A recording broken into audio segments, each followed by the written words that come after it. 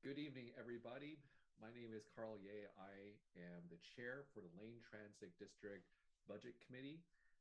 We are gathered here today on Tuesday, April 12th, 2022, 5:30 p.m. I call this meeting to order, and I welcome everyone on the committee as well as in the audience. Thank you for being here today. I'd like to do a roll call, so I'll go ahead and start with Bill Whalen. I don't think I saw Bill enter. So we'll move on to Don Norden. I am here. Jody Klein. And I don't believe I see Jody. We'll move on to Gary Wildish. Here. Next, Jess Roshak. Present. And next, Emily Secord. I don't think I see her either. We'll move on to Caitlin Vargas. Present.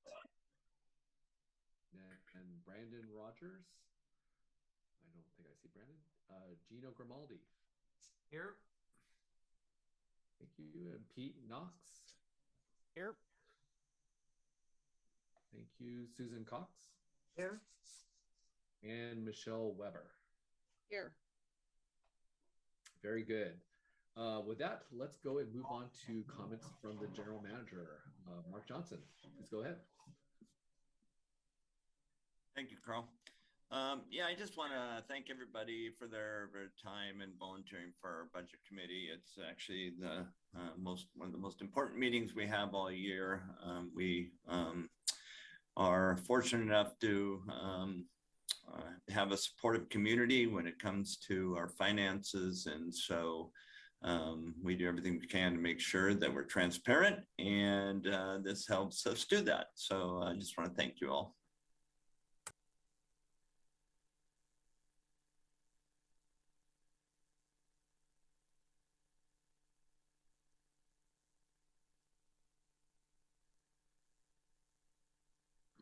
Sorry, I had trouble unmuting myself. Thank you very much for those words, Mark. And again, I wholeheartedly support Mark on what he said about it is great that we have such great community involvement in Lane Transit District. It's what makes us a strong organization.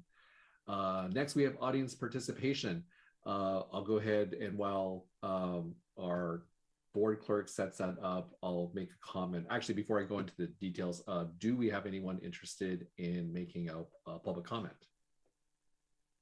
Thank you, Carl. I actually am not seeing anyone indicating they would like to provide testimony this evening. Very good. I'll just make sure if there is someone, please indicate. Actually, Camille, how would they indicate that, or should I go ahead and just? Sure, I can go ahead and just read through the instructions just in case. To indicate that you would like to provide testimony, please use the raise your hand button. For those attending via phone only, press *9 on your phone to raise your hand. When it is your time to speak, your name will be called. For those attending via phone only, the last 3 digits of your phone number will be called. Please state your name, city of residence, and who you are representing for the audio record. Once you have provided testimony, your hand will be lowered. Please do not raise your hand again. Only one opportunity to speak is provided. For those unable or not wanting to speak publicly, testimony may be provided via email at clerk@ltd.org. Public testimony is limited to 3 minutes per community member. A timer will be displayed on the screen and will beep when the 3 minutes. I am still not showing anyone indicating they would like to speak. Excellent. Thank you so much, Camille. That was my ploy not to read that entire section, and it worked. So we'll go ahead and move on next to items for action. And I believe the item for action is the approval of the budget. Is that an extraneous item, or should I just move on to number 6? You can move on to item number 6. It is a okay. I think that's just that section 5 is in case we had separate items for action. Okay. Yeah. Let's move on then to item number 6, which is items for board recommendation, and we'll start with Christina with the presentation. Thank you. I'm going to share my screen here.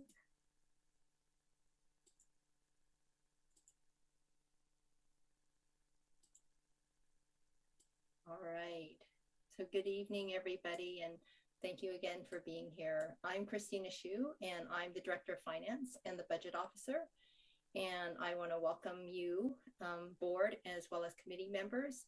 And second, Mark's thanks to all of you for volunteering to be on our budget committee.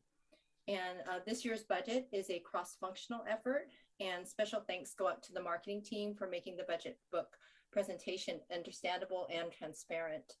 And the fiscal year 23 budget is for the period that begins July 1st, 2022 and ends June 30, 2023.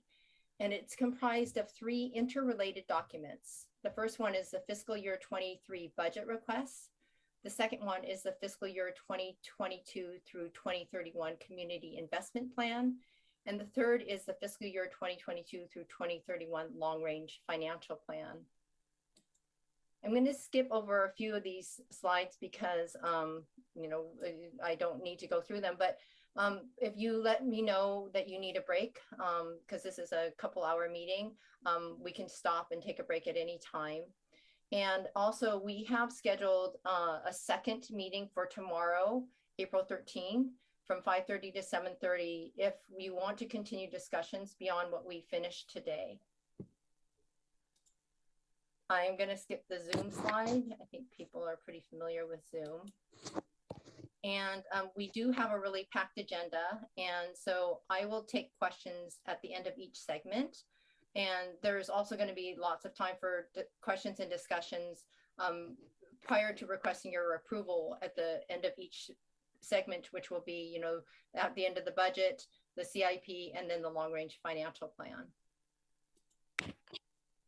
And this is the agenda of what we're going to cover in today's meeting.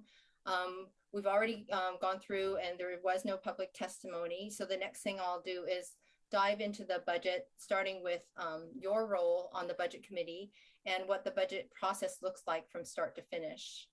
And then I'll cover the policies and contracts and the economic environment that have an impact on the budget.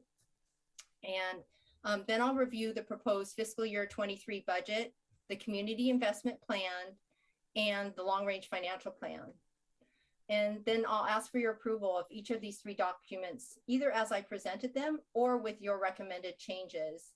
And then if you have recommended changes, I will be providing those recommended changes to the board for their consideration and incorporation into the budget going forward. So we're going to skip this because we already did that. So next, I want to talk a little bit about the budget committee responsibility. So LTD's process follows Oregon budget law, which is designed to encourage citizen involvement in the expenditure of public funds. And so your role is to ensure that LTD is spending the public's dollars responsibly. As your budget officer, my goal is to present a budget document to you that clearly lays out the fiscal programs and policies that impact the budget, and to clearly articulate our estimate of resources, expenditures, and other requirements that make up our fiscal year 23 budget, which starts July 1st, 2022 and ends June 30, 2023. And this committee is responsible for 3 things. First, reviewing and understanding the fiscal year 23 budget, which includes a community investment plan and a long-range financial plan. Second, discussing and recommending revisions to the budget documents if needed. And third, approving the budget, community investment plan, and long-range financial plan as presented or amended, and forwarding your recommendation to the board of directors for adoption.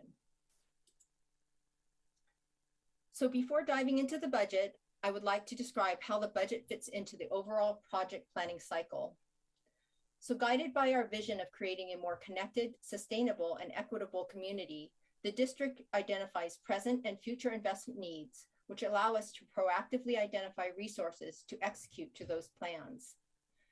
So we start here with the project ideas. The list of potential projects for inclusion in the CIP come from a variety of internal and external sources. Internal sources include planning and policy documents such as our fleet replacement or moving ahead plans or our climate action policy. Departments also make requests based on capital or technology replacement needs. The district listens to our riders and community partners throughout Lane County to develop additional project proposals. All projects and proposals are then filtered before being included in the CIP through the lens of the strategic business plan and the long-range financial plan. And only projects that align with our strategic business plan are even considered for inclusion in the CIP. The strategic business plan outlines our mission, vision, and values. In other words, what we as a community care about. Projects that support our vision of creating a more connected, sustainable, and equitable community and which meet our values are prioritized. And then the long-range financial plan here forecasts out our planned available resources, which drive the timing of the projects within the CIP. The long-range financial plan and the CIP are updated annually to reflect strategic shifts in available resources.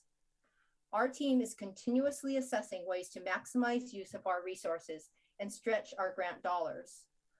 We are also adjusting the timing of projects due to delivery delays and supply chain constraints. The CIP, which is right here, reflects the filtered projects. Projects with a symbiotic relationship are grouped to maximize execution efficiency. Group projects are then prioritized based on 7 criteria. Those 7 criteria are how deferring a project would result in an unsafe condition or disruption to service. The second one is the feasibility of implementing the project as requested on time. The third is impacts to the ongoing operating budget. Fourth is impacts to ridership, quality of service delivery, and benefits to the community. Fifth is economic contribution to the local economy. 6 is environmental stewardship. And 7 is other benefits, such as providing better transparency to the public or more efficient operations. And here's where we are with the budget. Annually, we develop a proposed budget. That budget forecasts the fiscal year resources, expected operating expenditures, and required reserves. After covering our operating expenditures and reserve requirements, our second priority is budgeting for our community investment projects that are already underway or are fully funded, which are known as Tier 1 projects. We then budget for projects in the CIP planned in the current year that have grant funding in process but not yet secured. These are called Tier 2 projects. We only include these projects in the budget if we have adequate resources to cover the grant match. Although budgeted for, we only incur spending on Tier 2 projects if the grant funding is secured. We include Tier 2 projects in the budget to avoid year-round supplemental budgetary meetings whenever a grant is secured, and because the board already approves all project contracts that are greater than $150,000. This contract approval process ensures oversight for material project spending. Tier 1 projects might shift from year to year, but are included in the annual budgets until they are completed. So this chart is an overview of our COVID relief funding sources. The pandemic has caused disruption to our district and the community. The district experienced a drop in annual revenues as we stopped collecting fares, and ridership included only the transit dependent. The pandemic also increased our costs to operate due to increasing cleaning, worker absences, increased fuel costs, supply chain delays, and rising inflation. Gratefully, the federal government provided much needed relief in the form of 3 federal stimulus packages, each with different constraints and uses. The district has been cautiously using these relief dollars, knowing that COVID-19 and its variants have proven to be ever-changing in their impact, and that the structural damage from the pandemic may impact us for many years. All 3 packages are distributed on a reimbursement basis only. In other words, the district must spend the money before being reimbursed, which means there will always be timing differences from expenditure to resource receipt. The other commonality among the 3 stimulus funding sources is that no match is required by the district. This is different from federal formula funds, where the district is required to match at least 20%, or discretionary type funds, which typically require a match from 20 to 50%. The 3 funding sources are the CARES Act, which was the first act to be introduced, It provided the district $25.5 million in grant funding. That's this one here. This funding does not expire and can be used for operating or capital. The CRRSA Act was the second act introduced. It provides the district $17.4 million in grant funding. This funding also does not expire, but can only be used for operating. The ARPA Act was the last act introduced. It provides the district $32.6 million in grant funding. This funding expires September 30, 2024, and must be distributed by September 30, 2029, and it can only be used for operating.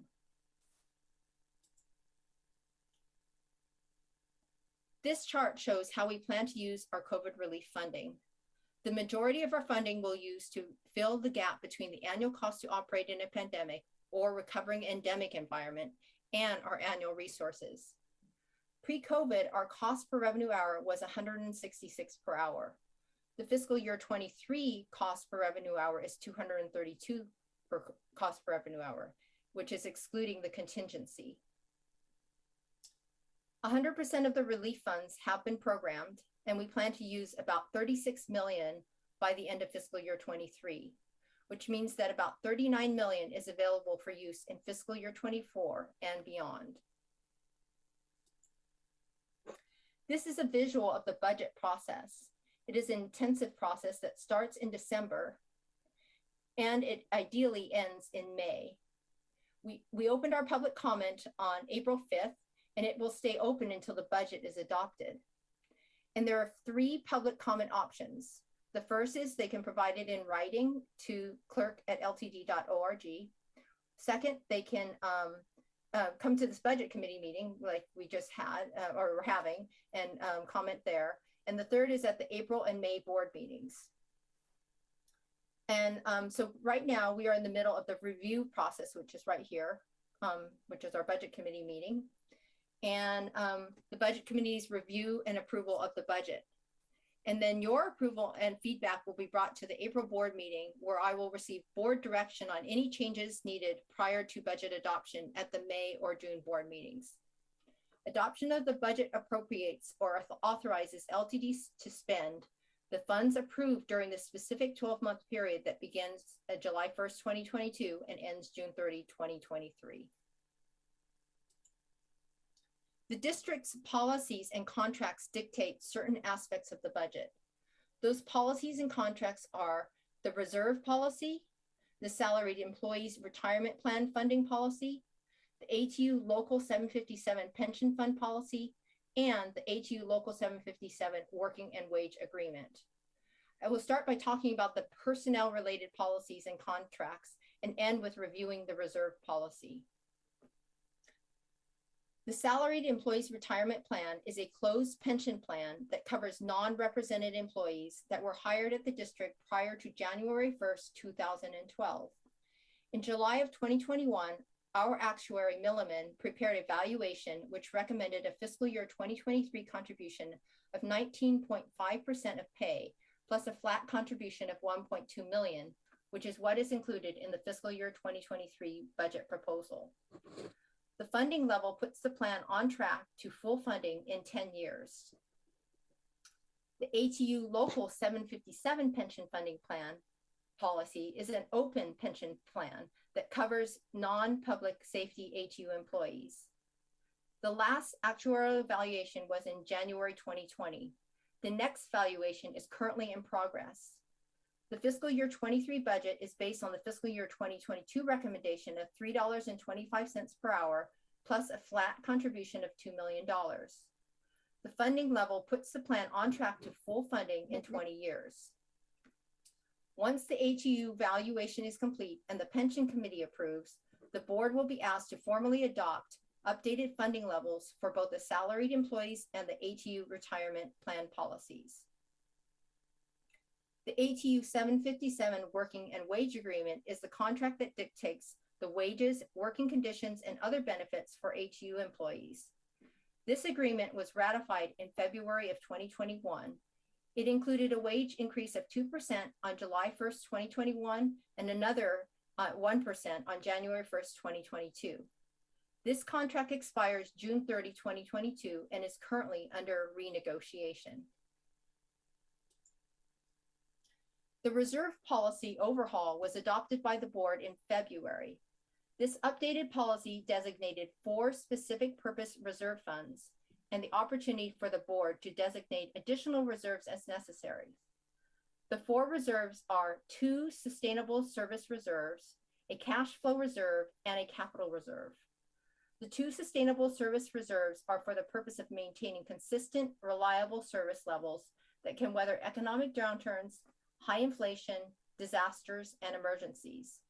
1 reserve is for our fixed route and accessible services, and the other one is for our statewide transportation funded services. The cash flow reserve is to ensure adequate cash on hand to cover temporary cash flow shortages due to things like government shutdowns and other grant reimbursement delays. The capital reserve is to ensure we have adequate dollars to carry out the board-adopted community investment plan and to allow the district to take advantage of competitive grant opportunities.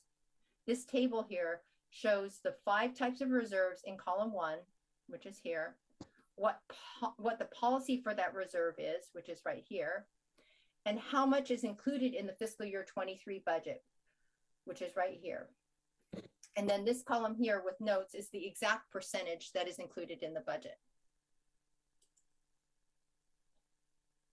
So we are entering our 3rd year amidst continuing uncertainty driven by the COVID-19 and its variants, which is exacerbated by destabilizing world events. Economic growth is facing significant headwinds as economic drivers like low interest rates, low inflation, and government stimulus have come to an end. The current economic environment has record high inflation, supply chain disruptions, labor shortages, looming recession risks, and record-breaking fuel prices. As a transit district, we are also facing the long-term impacts of the COVID-19 disruption, which impacts who, how, and when people move about in our community. This means the district must build back transit, taking into account new ridership demographics, hybrid work, remote learning, higher operating costs, new mobility options, and our value of equity, just to name a few. Fortunately, after fiscal year 23, we will still have $39 million in COVID relief funds, which will bridge our revenue spend gap as we recover and reinvent our services. The current plan is to do that on or before our fiscal year 26 budget. In this next section, I will provide an overview of the fiscal year 23 budget and then do a deeper dive into each of our 6 funds. Each of the 6 funds has a specific purpose and is designed to provide better transparency and accountability for the monies received. So I'm going to start with the combined funds. And if you want to follow this with the booklet itself that has the detailed table, it's on page 101. So if you want to see the combined set, not just the presentation piece that I'm sharing, you can go to page 101, and that's the table that I'm going to be talking about right now. So I'm going to start with the resources for all 6 funds combined. And this includes both our annually generated resources, our resources from prior years, and our interfund transfers between funds, which have a neutral resource to expenditure impact. Our largest source of annual revenue this year is from federal grants, from the 3 stimulus packages, federal formula funds, and discretionary funds. We are using these federal grants primarily for capital projects and to address any COVID-19 expenditure to revenue shortages. Payroll taxes is our second largest source of revenues, and it comprises 25% of our total resources. This is compared to 39% of total resources in fiscal year 19, the last full pre-pandemic year. Interfund transfers between funds have a neutral impact as a resource. You will see the same 25 million included in expenditures. Medicaid services will be covered when I review the Medicaid fund. Pre-pandemic, cash fares and passes were roughly 5% of total resources pre-pandemic compared to only 1% in fiscal year 23. The savings portion of our resources vary from year to year. In fiscal year 23, this savings, also known as working capital, is not appropriated, which means we cannot use it without board approval. Roughly 40% is for capital projects and grant match, 30% is a sustainable services reserve, and the remainder is a cash flow buffer. So this slide here is for the table on page 102 in your budget book. So moving on to the operating, non-operating, and reserve requirements for all 6 funds combined, and reviewing the operating requirements, the non-operating requirements, and then the reserve requirements. So starting with the operating requirements, personnel is the district's largest ongoing operating costs, comprising 20% of total requirements, but 45% of the annual operating requirements. This includes both administrative and HU staff. Personnel requirements increased 1.1 million compared to last year's adopted budget. The factors for these increases are increases in the number of employees to 337, which is up about 7 people from the fiscal year 2022 budget, but roughly flat to pre-pandemic levels, and medical cost increases about 7%. Personnel increases are needed as we modernize and strategically build back our transit system in a smarter way. Medicaid services will be covered in detail when I review the Medicaid fund. These costs are for transportation to medical appointments for individuals on the Oregon Health Plan or Medicaid.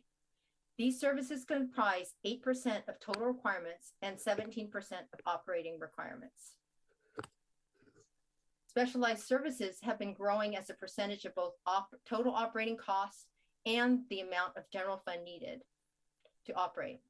I will cover the composition of this fund in detail when I review the Specialized Services Fund.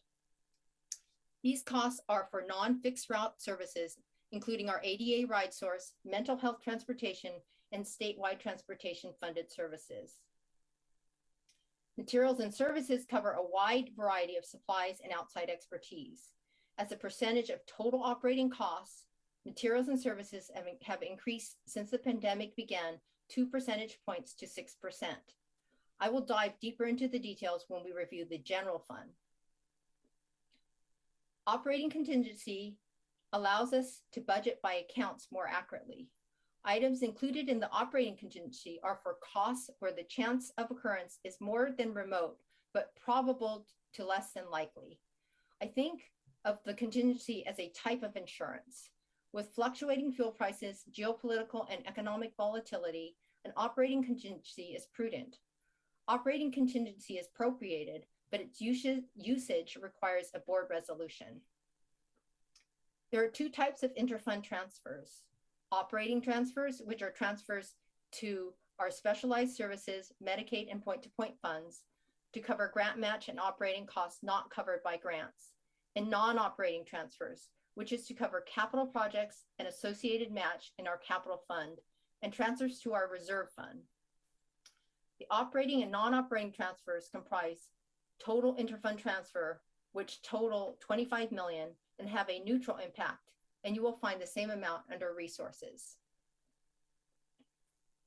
Next, I will cover the remaining non-operating requirements. The largest non-operating requirement is for capital projects. Capital projects vary in size, scope, and timing. Some last only 1 year and others for many years. As a result, capital fund spend and associated transfers from the general fund to cover grant match vary significantly from year to year. The reasonableness test for the transfer for grant match is that it be approximately 20% of the capital projects, since our target is 70% or more of our projects to be covered by grants.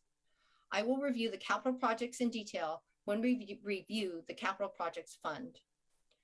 The operating requirements plus the non-operating requirements cover the fiscal year 23 appropriation requests, or the amounts this body is approving for the district to spend in fiscal year 23.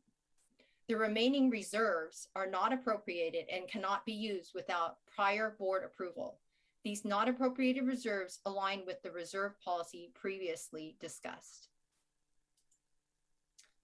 So that's a lot, and I'm going to pause for questions before I get into the detail of each of the funds. Thank I'm you gonna so much, take a- Christina. That's a good no. stopping point. Well, oh, would you like to? You know what? I think I'll have you call on people for questions. That might make more sense. Go ahead. Sure, that sounds great. Let me see here. Hold on. I'm trying to be able to see the tiles the right way. So Jess has her hands up. Okay, great. Jess. I guess my first question is thank you for all that. A lot of information. I'm digesting it, but I'm looking at the Sustainable Services Reserve, and I'm so glad all the reserves are being fulfilled. I'm wondering how comfortable you are, the LTD is with just 2 months, but with all the volatility happening in the world and gas prices and inflation, is 2 months a sufficient enough cushion? So I think 2 months is a sufficient enough cushion, because when we did the analysis when we did the reserve policy is anywhere from 2 to 6 months. And the analysis we did to do that policy was to research back many, many years to see all the different dips that we had, where we had other recessions like in 2008 and other shortages that we had, and how long it took us to recover. So it needs to cover the gap, right? It doesn't need to cover the full 2 years of service. It needs to cover whatever the gap is between what our revenues are, that we maybe if there's a recession and we have less, and the amount that we need to that we need to operate to continue operations without having to reduce. The board can decide that they want to assign more, but the problem is that anytime you assign more to reserves, you're taking away from service that you're offering to the community, and so it's a balancing act. Did I answer your question, Jess? Yeah, no, thank you. I guess it's comforting to hear that it's covering the gap, and just how that works a little bit more. On the chart it said 2 to 6 months, and I was thinking to go on the low end of the recommended board policy or the recommended policy, it might be something we want to look at because we're in such uncertain times right now. Yeah, and it's also possible to build it up over time, right? So it's usually something that we would try to do is to get to the 6 months over time, but not all at once, because that would be really hard on our service in our community. I think I see Gary's hand. Yes, my question is on the pensions, the pension programs. Do you remember what percentage of full funding we were at? Oh, I wanted to say 68%, but I thought it was around that level, but that was my recollection. Was 80%? No, I said 60. I thought it was like 68 to 70. 68 to 70%. It fluctuates, right? Yes. My recollection was the last time that they presented it, it was around 68 to 70%. That was my recollection. But if you'd like me to get that number, I can get that. No, I'm just trying to get a feel for how we were doing there, because that's always a challenge, and so we're sort of kind of where we have been at, aren't we? We haven't really improved that much. Well, we have. There were times when it went up, but there's also been, more recently probably changes. And but so if we follow the funding path that we're on, we will expect to be fully funding both of those plans as needed. One being an open plan and one being a closed plan. So the closed plan we would have funded by the time that all the people who are no longer contributing to that fund are retired, right? And then with the other fund, it's an ongoing fund, and our actuaries we have very good actuaries, and I have confidence that we're building it up as needed. They don't have a concern, and we fund what they recommend. Yeah, I know we used to We used to hope that we were in the 70 to 75% because that was kind of considered a good position to be. So we're too far off of that. Thank you. Dude, I'm so sorry. I'll help you manage your question queue. I should have just threw it back to you. Don, go ahead next. Oh, Christine, in your earlier remarks, you mentioned that the contract required $150,000 by board review. I remember that we moved that to $250,000. Am I confused by that, or was that? That is a good question that I don't recall. I thought it was Mark, do you know if it's 150 or 250? Did it get moved and I forgot? On which is that? Well, I didn't. The contract that the board has to approve, contracts greater than what size? Was it 250? And yeah, it is 250. So thank you, Don. That was my error. My apologies. Great. Any more questions for Christina? Okay, seeing none, Christina, did you want to keep I'm going to going continue then? All right, so let's go back to sharing this. All right, so we are moving on to the general fund.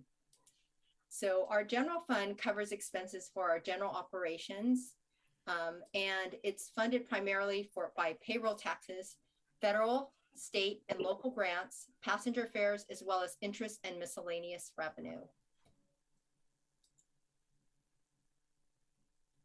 So pre-COVID, payroll type taxes comprised about 63%, and passenger fares comprised nearly 7% of general fund resources. In fiscal year 23, payroll taxes comprised only 54%, and passenger fares only 5%. The revenue shortages are covered by federal assistance from the CARES, CRISA, and ARPA stimulus funds. State assistance represents the STIF-funded low-income and student pass programs, and the remaining 20 million represents savings from prior years, half of which will be transferred to a sustainable services reserve, and the remainder will be utilized as a cash flow reserve. Oh, and I forgot to mention that if you want to follow along in the budget, sorry, what I just showed you on this page was 103, and then the requirements, which I'm going to go over next, is on page 104 of your budget the full budget document. The general fund has 3 categories of requirements: annual operating requirements, operating transfers, and reserves. All but the reserves are appropriated. I'm going to start by covering our operating requirements. So personnel services are 45% of the total general fund requirements. Personnel services pay the employee wages and benefits that keep the district running. These are the people that are driving our vehicles, maintaining our buses and facilities, providing customer service, and so much more. At 14%, materials and services, which includes parts, tires, fuel, and facility maintenance, is the second highest operating cost. Other operating requirements include 5.4 million in operating transfers to the point-to-point, Medicaid, and Specialized Services Fund, 685,000 in insurance and risk services, and 1.3 million in operating contingency, which is the last line that is incorrectly titled as operating transfers, but it's really operating contingency. Insurance and risk services are roughly flat, and the operating contingency is for expenses that are more than remote, but between probable and less than likely. An example from my budget would be for additional fare tap fees if ridership spikes because of high gas prices. I have budgeted for the probable tap fees based on projected ridership, but that could be different from what's projected. And then moving on to the non-operating requirements. Non-operating requirements are for our transfers to the capital fund for grant match and transfers to the Sustainable Services Reserve Fund. Lastly, as I previously covered, there's 10 million in not appropriated reserves, which is the cash flow reserve per policy. This cash flow reserve provides cushion for things like government shutdowns and grant reimbursement delays. And this is still on page 104 of your budget document. General fund transfers are monies that are moved to our 3 special revenue operating funds, our Sustainable Services Reserve Fund and our Capital Fund. With the exception of the Sustainable Services Reserve Fund, transfers to the special revenue operating or capital funds cover shortages between grant funds and the cost to provide the services or to execute a grant or planning project. The capital fund transfer will vary the most from year to year as it is dependent on planned projects. In fiscal year 23, 7.1 million, or about 80% of the general fund transfer to the capital fund, is for vehicle purchases. The Franklin Boulevard transformation, computer hardware, software upgrades, and planning studies. We've already discussed the Sustainable Services Reserve extensively. The only other transfer of note is the transfer to the Specialized Services Fund. This transfer has been growing as a result of rising administrative and variable trip costs from regulatory changes in COVID-19 protocols, as well as inflation. All other transfers have remained relatively the same from year to year. On the materials and services line in the budget book, the change should show 2.2 million, not the 13.3 million, which is 19% compared to the prior year budget. So this is still on page 104 of the budget. We'll correct the change in the final budget book. Our largest expenditure is for fuel, followed closely by parts and tires. Computer hardware and software has been growing due to planned increases in costs for new software, replacing our out-of-date software, and for cybersecurity software. Replacement of our out-of-date software and the addition of cybersecurity are both critical for ensuring operations continuity. The out-of-date software that we are replacing had little or no licensing or support costs, but we are at a point where that software is either failing or has been end of life by the manufacturer. The new software and technologies improve the rider's experience. Examples are electronic fare collection, real-time signs with wait times and predictive information, and tools that allow riders to manage their ADA trips using a website. Contracted and professional services are resources to fill resource gaps and provide technical expertise. So this slide bridges from the last budget adopted by the board to the fiscal year 23 budget. So that starts here, which is the fiscal year 22 budget, and bridges to the fiscal year 23 budget. So I'm going to move from the left to the right. And the first bar is the fiscal year 22 amended budget, which is our current year budget. The second bar is the 1.1 million, is an increase due to the increase of 7% in medical cost premiums and the addition of the 7 FTEs, which brings the total to 337. 5 of the 7 FTEs are limited duration grant funded FTEs. Those 5 FTEs are needed to complete a number of grant funded projects over the next couple of years. Excluding those limited duration positions, total FTEs for fiscal year 23 is 332.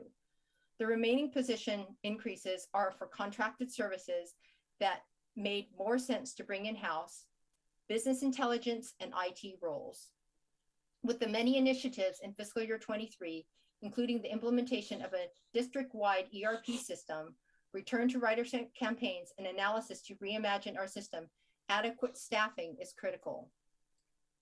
Fuel, which is here, is budgeted to be up $1.28 per gallon, which was before the recent spikes with fuel at the pump, at levels hitting all-time highs in March. Parts and tires, which is here, is up 400,000 due to both inflation and supply chain issues, which require us to maintain higher inventories to ensure we have adequate parts when buses are down. Professional services are up 400K. We are in a tight labor market, which means higher turnover than that require professional services to fill expertise and staffing gaps. As mentioned on the last slide, computer hardware and software support costs have been growing as a result of new technologies that have replaced our aging infrastructure. This category is up 200,000. And then offsetting the increases slightly is a $500,000 decrease in operating transfers. This decrease is primarily because of a decrease in the specialized service fund transfer in fiscal year 23 to reflect a slower return to full ridership than was projected in the fiscal year 2022 amended budget. And then this last bar, this blue bar, is the fiscal year 23 proposed operating budget, which is exclusive of the contingency and the non-operating transfers to the Sustainable Services Reserve and the transfer to the capital fund.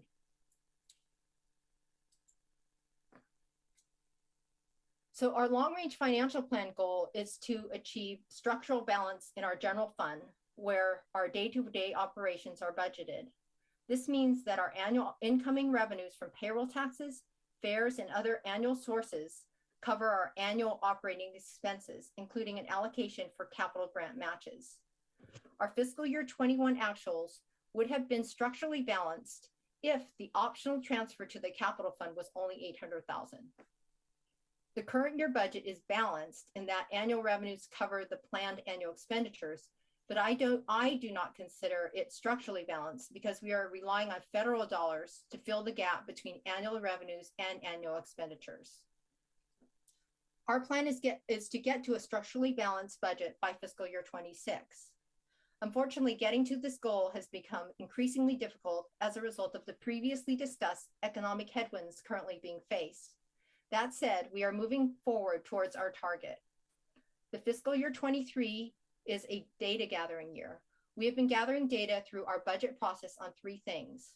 The first, what we need to start doing, including investments to reduce the cost to operate, what we should stop doing because it is resource intensive but doesn't provide adequate return against our strategic priorities, what we can improve or change, including processes to be more efficient. On the planning side, we are doing a comprehensive operations analysis for both our fixed route and our ride source services, as well as analyzing mobility options. This will inform how we build our services to best connect our community. In fiscal year 24, we will provide plans that strategically and thoughtfully utilize information from the data we gathered in fiscal year 23. In fiscal year 25, we plan to begin implementing the plans developed in fiscal year 24. And lastly, by fiscal year 26, our goal is to provide you a structurally balanced budget. This is the high-level structure of our organization. We are a lean and relatively flat organization. Most teams have at most 2 layers. The structure is designed to be efficient and increase employee influence on decision-making. All right, so we're moving to the Capital Projects Fund, which is on page 109 to 112 of your budget book. And the Capital Project Fund houses projects that benefit our community. Projects in this fund are first vetted through the Community Investment Plan. Christina, Gino has his hand up. Oh, sorry, Gino, I did not see you. That's okay. It's about the general fund. Is this a good time to sure. have a conversation? Yes. So if I understand correctly, there's a structural imbalance that needs to be fixed. Mm-hmm. And thank you for pointing that out and recognizing the need to fix it. What is your thought about whether or not that imbalance that currently exists can be addressed without negatively impacting service levels? So I heard a lot, and it's good, efficiencies and things like that, but that's a big number to make up. Well, if you look at the long-range financial plan, which I will be going over, the long-range financial plan has us actually achieving the fiscal year 26 goal of narrowing that gap. I would say that our current plan is to actually achieve that, and it's not impacting cuts to service levels, but it is reimagining, which they're looking, until we finish the analysis, it's hard for me to tell you what the service, what that looks like when you have new mobility options and you have, different ways people are working and living, and therefore we need to address what's best to connect the community in that way. So I don't actually know what it looks like, So It's hard for me to answer that question. I can help you here. Thank you, Mark. Christina. So we've been since actually the recession of 2010, we've been living off of federal funds for about between $4 and $8 million a year, which to maintain service and and using that money for operations. And so over time, that's going to impact our capital funds, because that's really what federal dollars should be used for. So to maintain service, we can always use federal funds to kind of back it up, especially for preventative maintenance.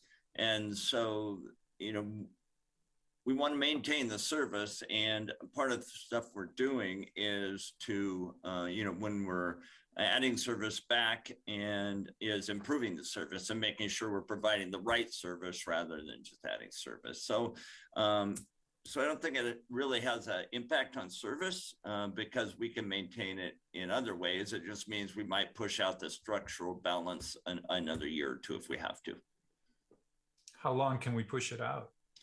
Well, indefinitely, really. It just doesn't, I mean, but it eventually, it has an impact on other things, because we've been living off the federal government and for preventive maintenance, like I say, for 10 years. And that's a problem with doing that. It's hard to wean yourself off of it.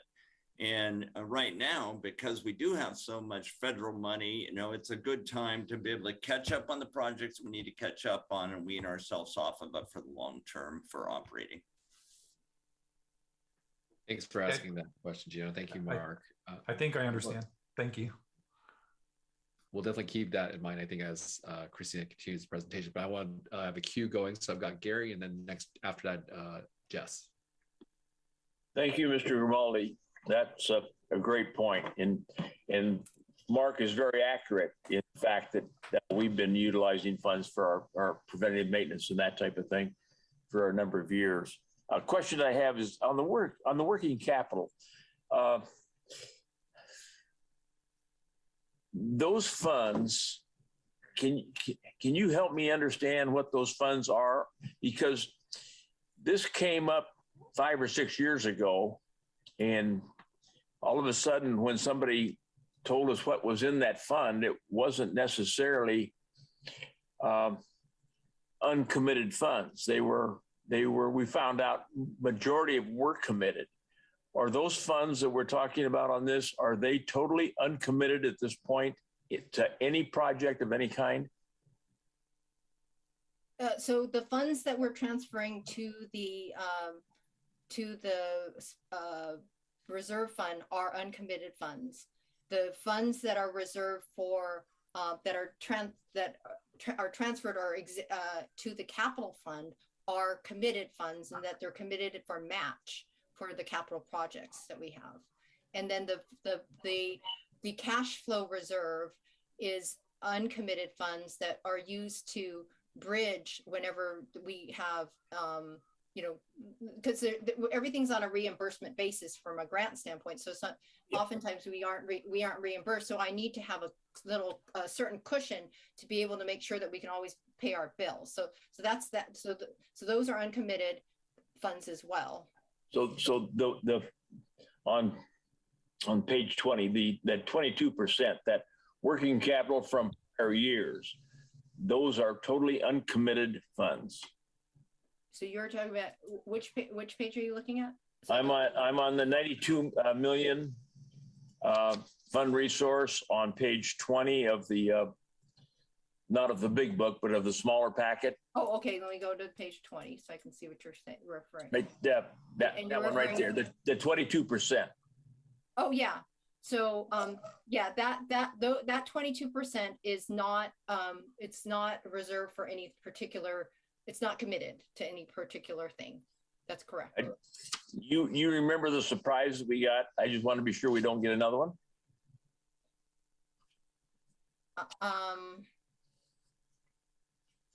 I'm sorry, Gary. I'm not remembering which surprise you're referring to. Okay, well, maybe you weren't around because I know that right after AJ came aboard and we got into that, we found out that definitions were confused. So great, thank you. That clears up. That's great.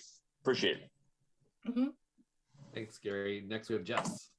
Yeah, this might be a question more for Mark. I'm not sure. But I noticed that there was no sale of assets this year, but then the Hunsaker property was noted to be on the docket for sale this year, and there was an expenditure. Is that not an asset that we would be counting as revenue? That's my first question. Yeah, we have, the board hasn't declared it a surplus property at this point. And so, you know, we've been under discussion about, you know, what to do with all of our properties actually that are, we're not using currently, but a decision hasn't been made yet. Okay, fair enough. So kind of to be continued on that. So the board isn't going to be making a decision on that in this fiscal year. Well, they may make a decision on it this year. Sitting on that. Okay. And then I just wanted to, I understood the decision about the discontinuation of advertising on the buses and so forth.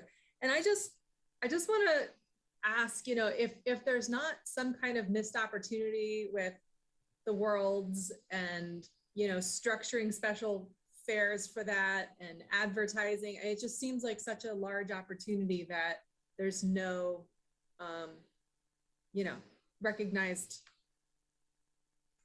capital, or I mean, yeah, is LTD doing? Yeah, we are working with the games in the city and Travel Lane County, and we are you know, kind of getting the word out there in other ways, you know, through social media and through you know, various other ways, but we're not advertising the buses, and we may have like advertising or informational things on our inside the buses, right? So when people are actually on the bus, they can see it. So we are working on different ways to advertise on with relation to the World Games anyway. But it's not it's nothing that you would count as, you know, advertising revenue or anything like that. No, and that's a problem though, and why we really dropped it is because of the downturn and things. People advertising revenue was just went way down, and it was taking more effort than it was really worth than we were getting out of it to manage it. So I hear that. All right, I'll let Gino go. But one thing on the Hunsaker property is that we did sell some pieces to the city because they're expanding the that intersection. So there's some pieces of that property that the city is in the process of buying to do some improvements on the street, but the property we still have other than that. Would those funds then show up in the budget somewhere? I don't know how that applies, but I think any revenue goes into the general fund. Yeah, and so Jess, if we don't, we usually budget conservatively, which means that if we are not sure that something's going to come in, I'm not going to count it as revenue. But if it comes in as revenue, that's fine, right? So it's not that we don't budget for revenue, we budget for the expenditure piece, and the board and the budget committee are appropriating what we can spend. So I don't want to ever overestimate our revenues. Right. And the pieces we sold for the expansion are really a small amount of dollars. So it's, you know, it isn't gonna make a difference on the budget either way. Now, once we sell the entire property, then, you know, we're talking, you know, a few million. So that's different. Thanks for that clarification. Yeah, it was just surprising not to see that there were 0 assets that we were going to be selling this year. Yeah. Thanks for those questions, Jess. We'll go back to Gino. Sure. Could we go back to the slide regarding working capital, please? Sure. Appreciate it. Oops. Matt?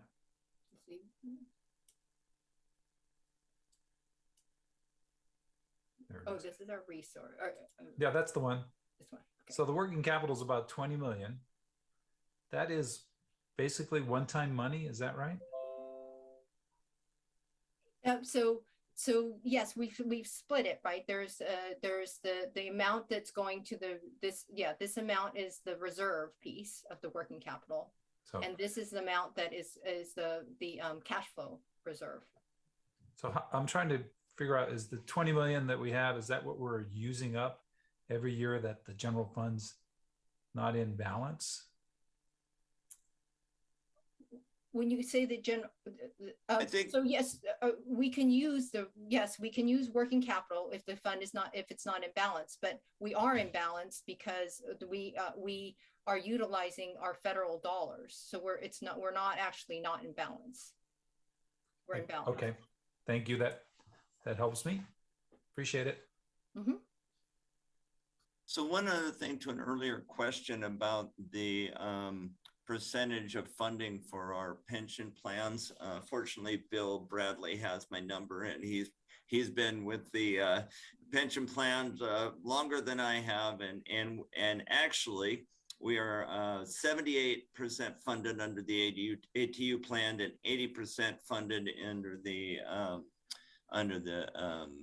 admin plan. So we are gaining really good ground on those. Thank you, Mark. And thank you, Bill. Any other questions for either Mark or Christina? Okay, seeing none, Christina, please proceed. Okay, let's see. I think we were on the capital fund resources. And so, so the goal with our capital fund is to execute the projects approved in our community investment plan in a way that maximizes the use of our non-local dollars. In the fiscal year 23 budget, 82% of our projects are budgeted to be funded with federal or state grants. The district is always strategically identifying discretionary grant opportunities and utilizing funding sources with the lowest match or with match from sources other than local dollars. As an example, our electric buses were originally planned in the CIP to use formula dollars with a 20% local match, but we were able to utilize STIF dollars for some of the grant match rather than general fund dollars. We were also recently awarded a $4.9 million in a bus and bus facilities grant for electric buses, and another $950,000 for electric buses plus $600,000 for our mobile wallet project. These are competitive grant awards that benefit our community with limited use of local dollars. Our biggest lift this year is our ongoing effort to replace our aging fleet with low or no emission buses. 49% of our capital fund budget is to continue this investment in greening our fleet. Our second highest investment is in technology, infrastructure, and systems. 20% of our dollars will focus on hardware and software upgrades and investments that harden our network system infrastructure. Also included are upgrades to improve the rider experience and driver safety with real-time bus information and an onboard security system. A few things to highlight in the capital fund. 9.1 million in general fund transfer is primarily to match grants for the fiscal year 23 projects. 17 million is reserved to ensure we have adequate grant match for projects continuing past fiscal year 23. Tangentially related to the fiscal year 23 budget are the changes to the CIP since your approval in October. The only projects added from the CIP since your approval were for major bus components and rural shelters. Major bus components average about 600,000 per year and was inadvertently excluded in the CIP as it was included in prior years. The major bus components are budgeted in the fiscal year 23 capital fund at 1.2 million. Rural shelter replacement was added at 100,000 to fiscal year 2025 as a placeholder, while out of district funding is being sought to address this need. The rural shelter project does not impact the fiscal year 23 budget. 74% of our projects are to keep our existing assets maintained, safe, and operational. I have listed the largest projects which focus on maintaining our system in a state of good repair. 24.7 million is for fixed route vehicle replacement. It is our largest investment this year. This important investment is necessary both to meet the district's climate action policy of becoming 100% fossil fuel free by 2035 and to address our aging bus fleet. By the conclusion of fiscal year 2022, 30% of the district's fleet will have met or exceeded their useful life. 7.3 million is for technology and infrastructure upgrades. These upgrades are critical to keep the district running effectively and efficiently. Functioning technology has become even more critical in the pandemic environment as technology failures are more costly to the district and system connectivity is especially needed during health, political, environmental, or other crises. 1.8 million is for paratransit replacement vehicles. This investment is critical as the useful lives of these vehicles is about 7 years, and currently the district does not have any spares. Vehicle failures mean a reduction in service levels. 26% of our projects are future focused, improving the rider experience by making our system safer, more efficient, comfortable, and connected. Some large projects this year in the improvement area are 3 million for alternative fuel infrastructure, 2.6 million for technology and infrastructure improvements, 2.5 million for the Franklin Boulevard transformation, which is also known as the MX Corridor improvements, which is a partnership project with the City of Eugene, 1.9 million in safety and amenity improvements along our frequent transit network, 1.2 million for systems security improvements that creates a safe, accessible environment for all riders in the community, and 1.1 million is to upgrade the Glenwood facility to accommodate new technologies to improve rider and dispatch communications and operator training. So I'll pause again for questions on the capital fund. Hey, Christina, any questions for Christina? Oh, I see Jess, and then next we'll have Gary. Yes, I was trying to track down something. I apologize if I'm just not seeing it. So I'm looking at page 111 on the non-fixed route vehicles. Is that what I'm seeing described as a is that the vehicle that we're purchasing this year that's where is it? Page 60. Sorry, I'm trying to find it in the notes. I was trying to, it was described in the capital projects as a 10-year non-fleet vehicle replacement, which makes total sense. And then it said we were going to purchase one vehicle this year. And then I was trying to find that on the tables on page 111 and wanted to know if the non-fixed route vehicle was what I was looking for. Does that make any sense? Let me see here. There's a 10-year non-fleet vehicle replacement described on page 60. Talking about this one? Yeah, and then on the tables there you have non-fixed route vehicle. Mm-hmm. Does that represent the one vehicle described in that description on page 60? Page 60. So let me go to page 60.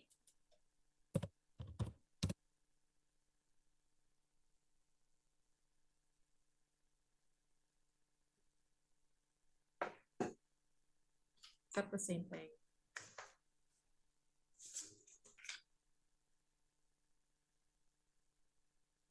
Yeah, typically non-fixed route vehicles are supervisor vehicles, facilities, work trucks, vehicles for maintenance, and so I think those that's what that's referring to. So it says the LTD plans to purchase one non-revenue vehicle in the first year of this 10-year plan, meaning this proposed budget is $407,800. I don't think that's one vehicle. Right. That's what I'm saying. Yeah. That's what I was asking. What is, anyway. So I would have to look at Matt. Matt has a vehicle replacement plan, And so I can work on pulling that up and looking to see what vehicles he's replacing, or we could pull Matt over and he can talk to it. Because he would know what vehicles are being replaced in the current fiscal year. How many non-revenue fleet vehicles does LTD operate approximately? Altogether, how many non-revenue vehicles we have? We probably have probably in the range of 30. 30. Okay. You know, so maybe 25 and 30 with all the trucks, vans, and admin vehicles, supervisory vehicles, public safety vehicles. So it's probably in the range of 30.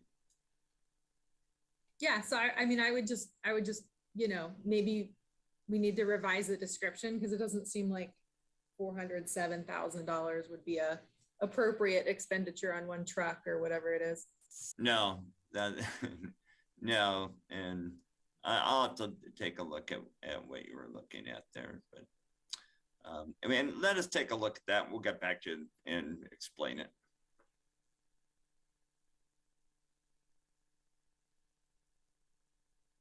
Oops. Thanks, Mark. Next, we have Gary. Yeah, go ahead. On the Franklin Boulevard corridor, it describes in there the MX improvements and whatnot to station.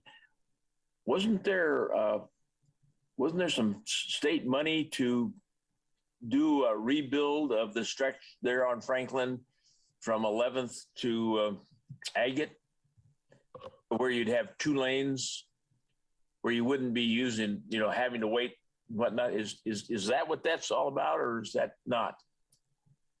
That is what that is about.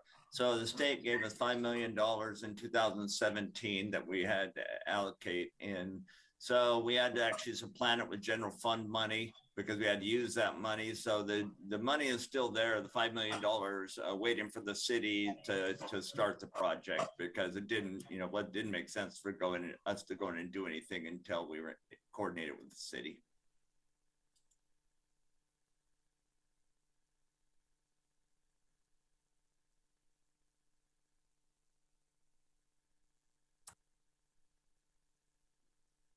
Do you have another question, Gary? Oh, great. Anyone else with more questions? Great. Well, Christina, go ahead. Please go ahead and proceed again. Okay. All right, moving on to the Specialized Services Fund, which is on page 104 and 105 of your budget book. And our Specialized Service Fund houses costs for our accessible and non-fixed route services. These services are our coordinated human service transportation, our rural county transportation, our mobility innovation programs, and programs funded specifically by the statewide Transportation Improvement Fund. The coordinated human service transportation programs provide services for the most vulnerable in our community who are unable to ride our fixed route services. These origin to destination services are provided in part by LTD-owned programs and in part through collaboration with community-based programs and service providers, all coordinated through our RideSource call center. These programs include our Whitebird mental health transportation services and our Pearl Buck preschool service for children of people with disabilities. Our rural county transportation programs connect rural communities with each other and with the metro areas. These programs include the Florence Roadie Express and the Oak Ridge Diamond Express. Lastly, our mobility innovation programs provide on-demand services such as the Cottage Grove Connector Mobility On-Demand service. Specialized services are funded by state and federal grants, our general fund, and local assistance and fares. State funding comprises 34% of specialized service funds. The primary source of state assistance is through the Statewide Transportation Improvement Fund, also known as STIF. This funding source is for the purpose of providing programs that expand or improve public transportation or improve access for low-income persons, students, seniors, and people with disabilities. Our low-income and student programs are housed in the general fund, but our expansion, improvement, senior, and accessible service programs are housed in the Specialized Services Fund. Transfers from the general fund cover the shortfall and the cost to run these lifeline programs. This transfer has increased over time due to inflation and increased costs per trip. Federal assistance comprises 28% of funding and is through a Section 5310 program that provides funding for programs that expand mobility transportation options for seniors and individuals with disabilities. Local assistance is provided by our in and out of district partners, Pearl Buck, LCOG, South Lane Wheels, the City of Florence, and the City of Oak Ridge. A small portion of the funding for these programs is from local assistance, which comes from fares, as these services focus on increasing accessibility and community connectivity rather than cost recovery. The majority of our services are provided in the Eugene-Springfield service area. The cost for these programs is budgeted to increase $6 million from fiscal year 21 actuals, but is lower than the fiscal year 22 amended budget. During fiscal year 2021, many of these Metro services were paused due to COVID-19. As these programs resumed during fiscal year 22, the amended budget anticipated a return to full ridership at higher contracted rates because of the increased costs of the regulatory changes in COVID-19 protocols. Ridership return has been slower than anticipated, which is reflected in a lower fiscal year 23 budget than fiscal year 22. 24% of our services are enabled by the STIF funds. This budget includes the programs that were applied for through the STIF program. Only projects approved through that program will incur spending in fiscal year 23. These programs are 100% grant funded. No general fund match is required. 11% of our services are for rural Lane County services. Spend on these programs is up 37% from the fiscal year 21 budget, primarily due to STIF funded Florence and Oak Ridge expansions, volunteer coordination costs, and pass-through funding for Cottage Grove services for seniors and riders with disabilities. Pass-through means that LTD is the recipient and manager of the grant, but Cottage Grove incurs the expenditures and we reimburse them. 1% of our services are for programs that address immediate medical transportation for individuals with no transportation under our other programs or for veterans. It also provides mobility management services to assist those needing help riding our buses. The financial highlights for changes to this fund are the fiscal year 22 amended budget already reflected increases for inflation, a return to full ridership, and costs associated with regulatory changes. The fiscal year 23 budget is up only $400,000 from the fiscal year 2022 amended budget, as most factors were already accounted for in the fiscal year 2022 amended budget. The key factors for the increase were discussed on the previous slide, but are summarized on this slide. So I'll pause here for questions on the Specialized Services Fund. Thanks, Christina. I've got a question, but I'm going to see if there's anyone else first. Okay, seeing none, I'm going to ask, I was wondering if you could tell us more about some of the bike share enhancements I saw on page 105. Okay, let me pull up page 105. I did find that, I was wondering if it was just a technology improvement in terms of like with mobile wallet, or whether there was more to it. 105.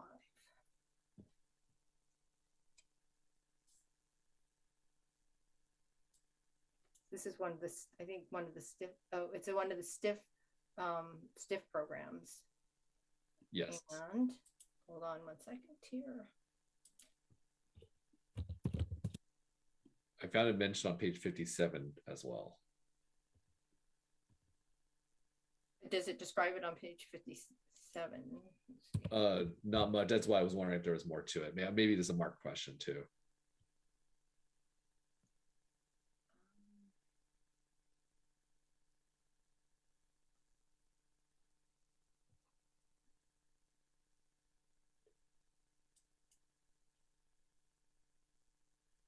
Oh, Mark, you're on mute if you're trying to talk. Oh, great. Okay, yeah, I was looking up Jess's question, and that's 8 vehicles for the non-revenue vehicles. So, okay, so Carl, what was your question? Oh, it was about the bike share improvements. I was just curious what that entailed.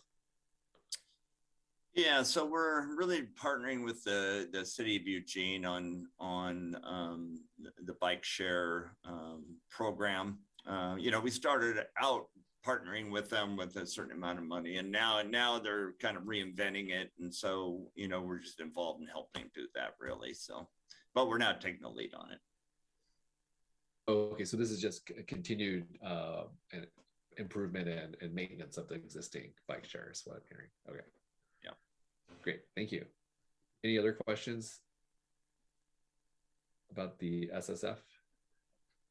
Okay, seeing none. Christina, go ahead. All right. Back to the. All right. So moving on. Our point-to-point fund, and this is on page 107 to 108. And that fund houses programs that encourage the use of alternatives to driving alone. So the point-to-point programs are funded primarily with federal highway transportation grants allocated to us by the Metropolitan Planning Organization. And the transfer from the general fund provides match for these grants as well as for the non-grant funded Vanpool program. And point-to-point programs have been in a state of transition for the past couple of years. Some programs are being transitioned to other agencies to better meet their program goals, and other programs are being discontinued. The Safe Routes to School program is one of the programs transitioned to LCOG as they are better able to meet the program goals. LTD serves as the pass-through of funds for this program. Similar to the Cottage Grove pass-through, LTD is the current recipient and manager of the grant, but LCOG incurs the expenditures and we reimburse them. Point-to-point administrative is the second largest cost. As programs are being transitioned out, this cost is down from last year's budget. Other projects such as the Smart Trips employer transportation program that support the use of alternative modes of transportation over the single occupancy vehicle comprise 19%. And Vanpool is 24% of the budgeted expenditures, and Vanpool provides van subsidies for groups of people who travel long distances to get to work. So in summary, the point-to-point fund requirements are down 179,000 or 25% from the prior year budget, which reflects the changes I just discussed to discontinue some programs and transition out the program management of other programs. Program transitions will continue to occur as the grants expire, at which point the agency that takes over the program will apply for a new grant and LTD will transition out of managing that program. And we are on questions on the point-to-point fund. Thanks, Christina. Any questions? I guess I'll have a quick question for either Mark or you. I'm glad some of these programs are being transferred to other agencies, but I mean, I've always found a lot of value from point to point. I was wondering, how does that affect our strategies with trying to encourage different kinds of mobility and transportation? Yeah, I don't think it does, because point to point is always a partnership. And, largely funding that, came from lots of different sources. And, LCOG is managing it now, and it really makes more sense for them to manage all but the Vanpool part of it, which we retain. And so because they deal with all the partners and all the time anyway, it really made more sense. And I don't think it has an impact on the quality of the service. Thank you, Mark. Any other questions regarding point to point? Okay, well, Christina, I think we're ready to move on then. All right, moving on to the Medicaid fund, which is on page 106 of your budget book. So the Medicaid fund provides critical transportation to medical appointments for individuals on the Oregon Health Plan or Medicaid. LTD achieves this through a least cost, most appropriate approach. This means that we provide service to these appointments using bus passes, gas voucher reimbursement, and taxi rides. Medicaid is funded jointly by the federal and state authorities on a reimbursement basis. there are 2 eligible programs for reimbursement: non-emergency medical transportation and waivered non-medical transportation. Waivered transportation is non-medical rides for low-income seniors and disabled persons living outside of nursing facilities, which gets them to the grocery store, to social outings, to church, and other basic need trips. The transfer from the general fund covers any reimbursement gaps for unqualified rides and administrative costs exceeding the reimbursement rate. The majority of our Medicaid rides are for non-emergency medical transportation. Medicaid non-medical services only comprise 10% of total rides. The Medicaid budget is up $556,000 from the fiscal year 23-22 amended budget. This is primarily due to increased costs, both administrative and per trip costs. The administrative cost increase is due to inflation and the anticipation that the RideSource contract, which is currently out for bid, will exceed the current contract costs. The increased cost per trip is a result of the pandemic restrictions, which reduce the ability to provide as many shared trips as pre-pandemic, thereby increasing per trip costs. And I pause for questions on the Medicaid fund. Thanks, Christina. Any questions? Okay. I actually like how this is being broken up, Christina. So seeing no questions, let's keep proceeding. All right, thank you so much. So I will now take you back to the beginning where we are combining all of the funds. So this slide is the consolidation of all funds and represents the fiscal year 23 budget appropriations that I will be requesting this committee's approval on. We're requesting a fiscal year 23 appropriation of $162.2 million, which is right here, and a reserve, which is not appropriated, which is right here, of $41.4 million. Which leads us to questions on the total. It looks like we have Gary Wildish. Go ahead, Gary. Oh, you got stuck on mute.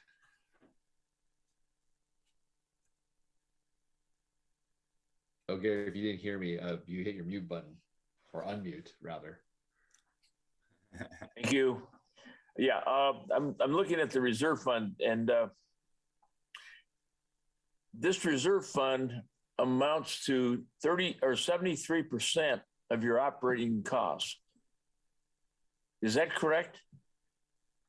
So the reserve fund is only 11 million. The Sustainable Services Reserve Fund is $11 million. No, your total reserve of 41. Oh, okay. The total reserve of 41 is made up of 10 million of cash flow, right? Operating the cash flow reserve. It's 11 million is your Sustainable Services Reserve. You have the capital amount that's restricted. The one that's in our capital fund restricted for grant match is the 17.3 million. So that's the amount to match. That's to match grants for the projects that we already are sort of committed to. So that's the restricted piece. And then there's a remaining $3 million of working capital. Right. No, I understand. But when on one of the charts, you've got all those reserves broken out. I'm trying to find it right now, but it comes up to 73% of your operating cost. Okay. And I just wanted to point that out. That my sense is it seems a little high. Mm-hmm. When you break each of those down individually.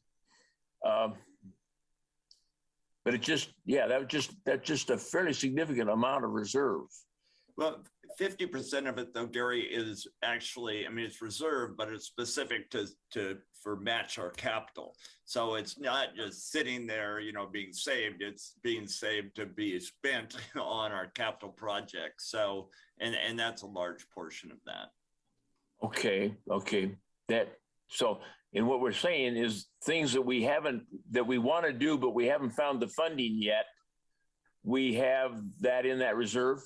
No, that 17 million is to it's for grant match for projects that are already in progress. So what we're trying to make sure we have is the money to match the grants that we have already, the projects that we're already committing to. Yeah, but that's not in your reserves, is it? It is part of, it's part of the reserve. And the reason I say reserve is because it's money that we should not, it's specific, that it's restricted and it can't be used for something else, right? I can't use that 17 million for something besides the capital projects fund projects and the match in there. So I can't use that for something else. So it's not, it is restricted. Okay, I guess that's, I'm trying to understand that. And I'm thinking about whoever might be reading this, being sure that they understand what's in that and how, and I'm not sure how you would present it in such a way that it would be more clear.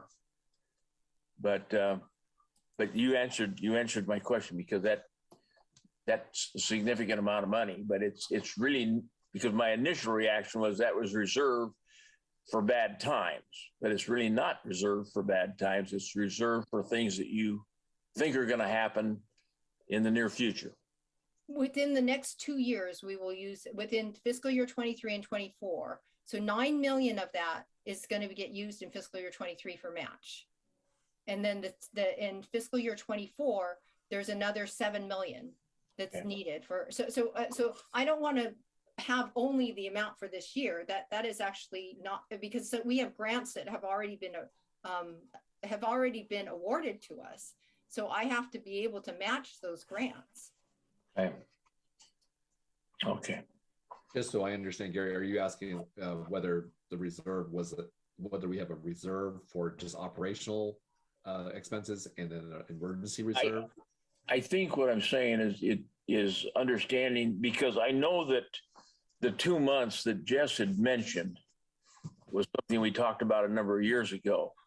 And that is to take care of the things that you can't anticipate, and that's, and we thought that was that's important.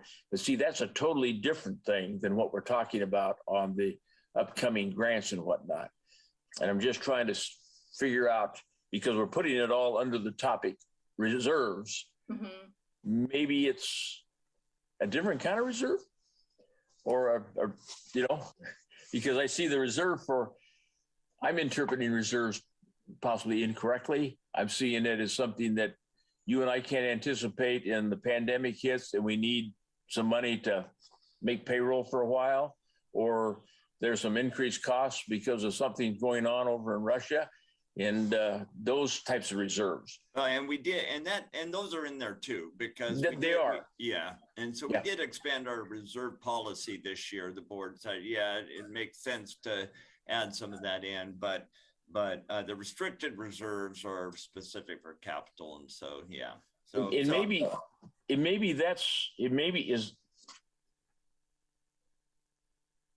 maybe you could, Mark, maybe you could make them a statement that would define it as that those are restricted reserves, which means different than the other reserves. Anyway, sure. Okay. Now I understand. Thank you. Yep.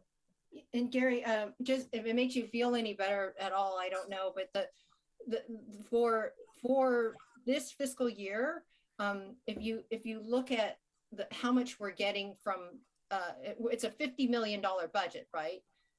For the capital fund. So a lot of it is being funded by federal and state. It's just, we're doing a lot of replacement of our buses and things like that.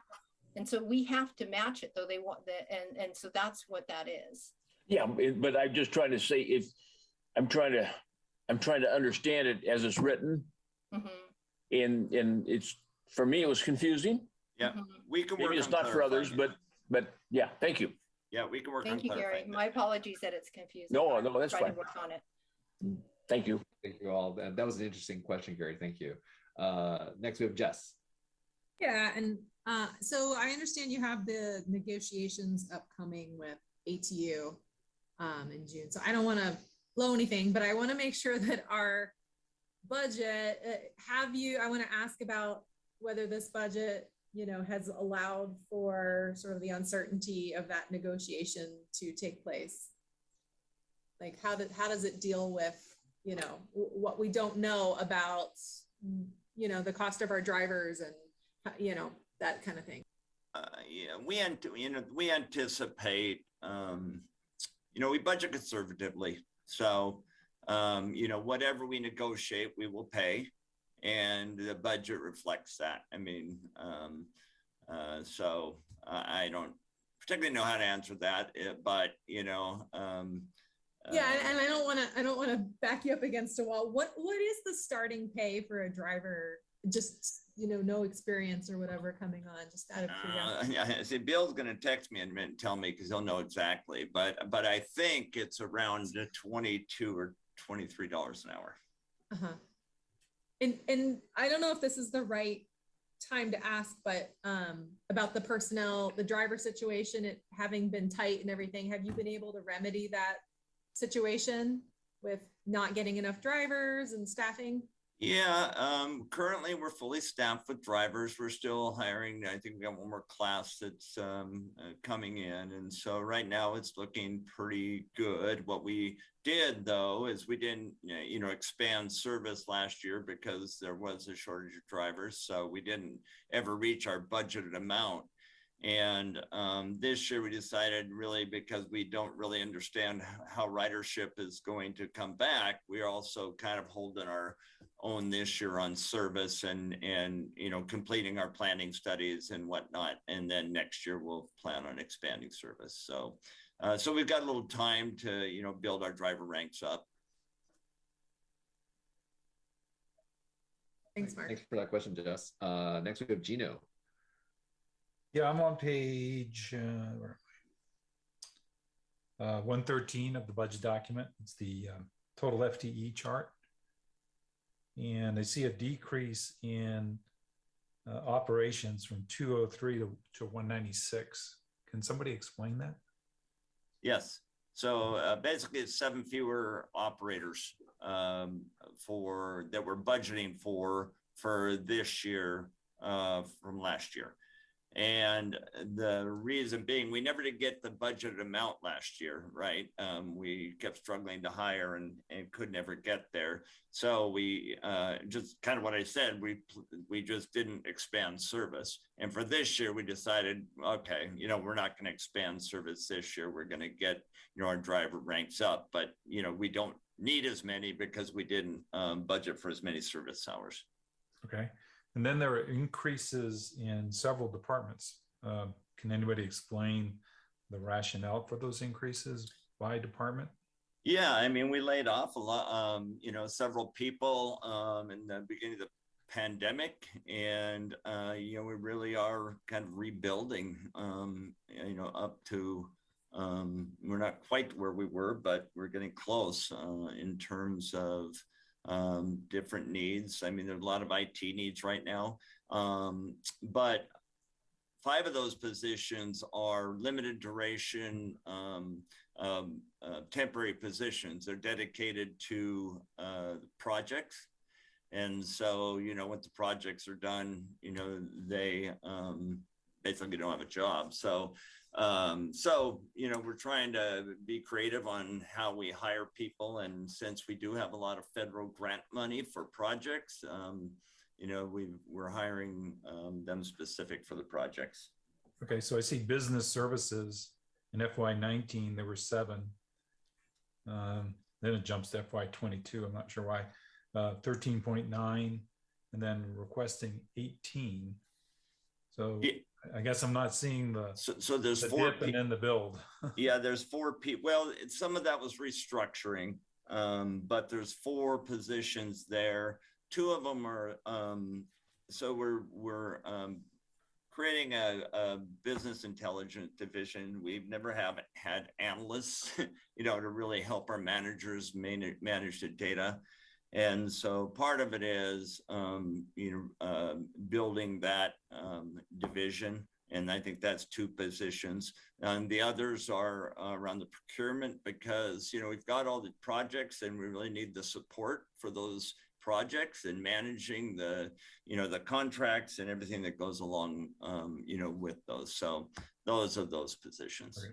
How about finance? There was an increase of 1. That looks like a dip and then an building. Yeah, that was a dip and an increase, and I believe that, and Christina, you can probably answer this better than I can on that one. Yeah, so the finance one is it's the grant fund, the grant position that we're going to fill. And you so contract that now, right? We've had a contract at, yeah, we've had that contracted out, but we are going, we had tried to fill it once, but it wasn't successful. And so it's a very unique skill, and we'll need some time to parallel it with the contractor. Okay, and human resources, is half an FTE added? Yeah, human resources. We're really far behind on some human resource elements. Part of it is we haven't had a director for an extended period of time. We had one, and of course, he died. And but even before, there were just some things that aren't getting done and weren't getting done in HR that we really need to catch up. Okay. Because we're really at risk. Planning and development, an increase of half a position. Let's see, the half a position in planning and development. If Tom is on, I can't remember exactly what that one was.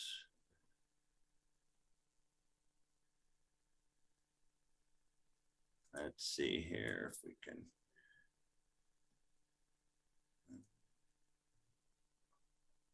Camille, can you bring Tom over? Absolutely. Give me 1 second.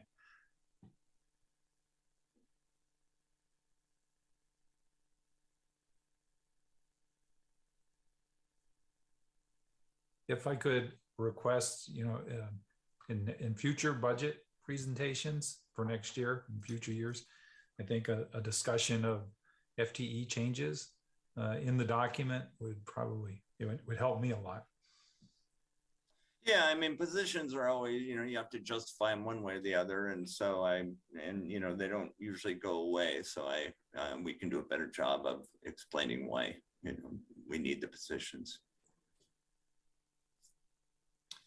Okay, is Tom here? Yeah, I've been promoted to panelist, so wow. Here I am. It's temporary. Then I'll be quick. Yeah, that half a position was anticipating a hire partway through the fiscal year to facilitate work that we expect to come out of continued planning around the Moving Ahead project. It represents, and you might not recall, we had a senior planner that we hired, and we didn't refill that position when she left. I want to say it was a year and a half ago. And so this is just kind of bringing some of that resource back halfway through the fiscal year. Is that okay? That's okay. All I need. Thank you. Great. Thank you all for walking through that.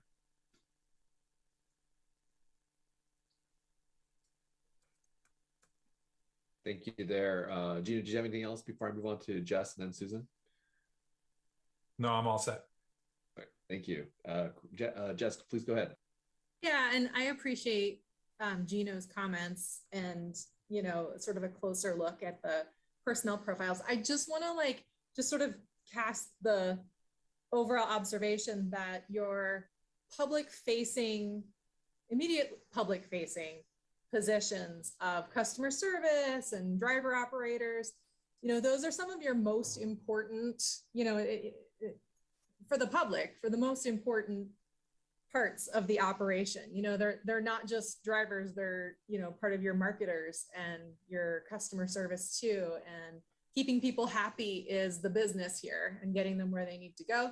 And so I just want to point out that they're your lowest paid, and also, all the departments have increase in FTE, except for, well, those two are among the notable decreases in FTE. And I just want to just sort of like cast a overall observation that maybe we want to watch that we don't become like too top heavy in admin and too thin on low paid, people who are public facing.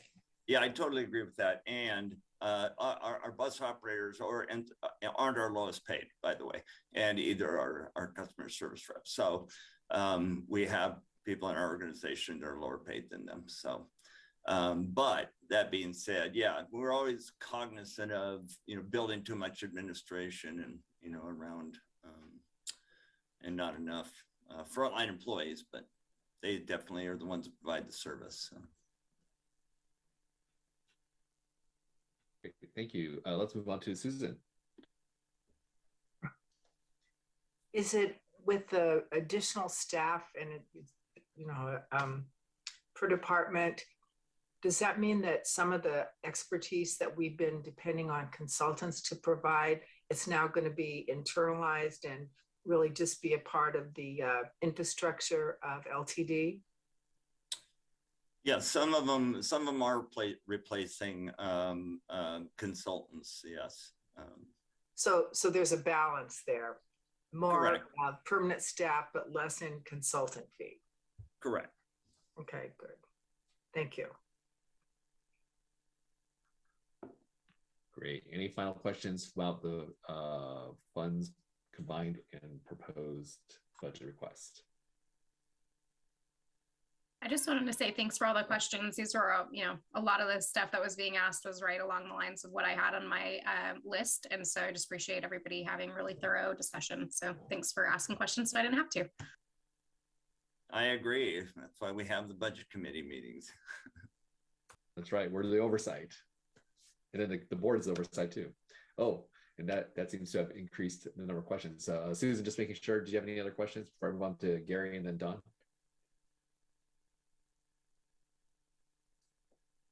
Okay, great. Gary, go ahead.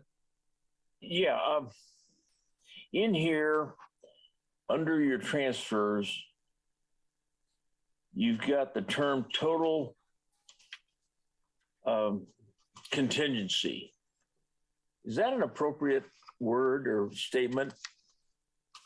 So the operating contingency, is that what you're referring to? That's the operating contingency, Gary. Are you referring to? Okay, on page 63, you've got operating requirements. Mm-hmm. Page 63. And you come down to, you've got personal services, you got materials, you got insurance and services, operating contingency, and then you have total contingency. Is that correct? Are you sure you're on page 63? I just went to page 63. Yeah, right there. Oh, sorry.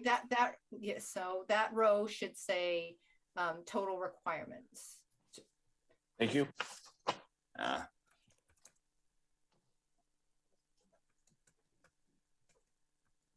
So the contingency is only the 1.3 million. That was, yeah. Okay, thank you. Thank you. I'll have that. I will definitely have all these corrected. So. Great. Let's go ahead and move on to Don. Well, just a comment. Christina, I really appreciate the layout of the budget. I've been looking at these budgets for, I don't know, 10 years or something like that.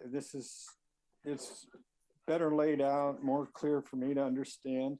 I really appreciate the work that you've done with the marketing department. I saw the video explaining to the community how this budget committee works, and I'm anticipating the next episode of this budget proposed, whatever it is, the next episode. So thank you, Christina, for the work you've done and the effort of your staff and all. It's just a comment. Thank you, Don. Appreciate your comments. Everybody worked very hard together on getting this to everybody, to this team and to the public. So thank you. I'm glad it's appreciated. Yes, definitely. I along with Don, I've been looking at these for a long time, and I think this is definitely the pinnacle of clarity in a long line of budgets that we've had to review. With that, I'm wondering if we're ready to go ahead and do our first of 3 recommendations. And were there any final comments from you, Christina, before we move to that?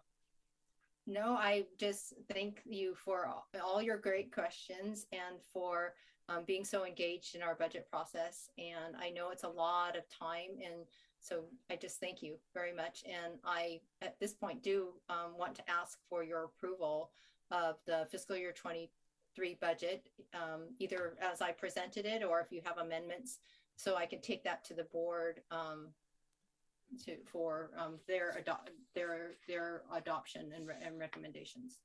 And before we do that, there's a point of clarification I'd like to make on a question Gino had earlier. Just so when we're asking about the structural balance and how we manage to that, one of the things I talked about was the 4 to 8 million that we've had for preventative maintenance over time, and trying to wean ourselves off that. One of the things that has helped us wean ourselves off of that and maintain service, and actually will help us expand service, is the STIF funding. And so I didn't mention that, but the STIF funding has really been good for us because it is specifically designed to add service and help us kind of with local funds rather than having to depend on the federal funds. So. Great, thank you for that additional information, Mark. Emily, did you have something? Yes, Mark, I was hoping you were going to say, and we've gotten a lower and lower amount that we've been having to reallocate towards the budget from that federal funding. So I was hoping you'd add that piece. So I'll throw it out there. Christina, great job. I love this presentation. It was a lot more clear than the first time I ever looked at one of our budgets. So thank you for all that hard work and effort.